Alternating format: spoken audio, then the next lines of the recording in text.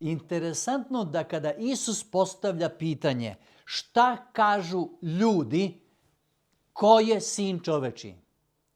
Odgovori koji su ljudi dali su svi bili pogrešni.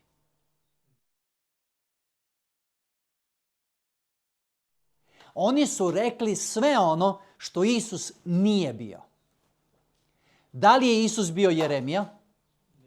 Da li je Isus bio Isaija? Da li je Isus bio Ilija? Sve ono što... Da li je Isus bio Jovan Krstitelj?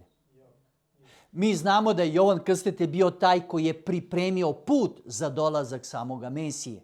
I u to vrijeme kada Isus postavlja to pitanje, Jovan Krstitelj je već bio u grobu. Znate da mu je bila odsečena glava i da je bio sahranjen. Isus kaže, dobro, a šta vi mislite ko sam ja? I sada Petar, znate da je on bio jako brz, da je on hteo prvi uvijek da kaže ti si Hristos, sin Boga živog. Amen.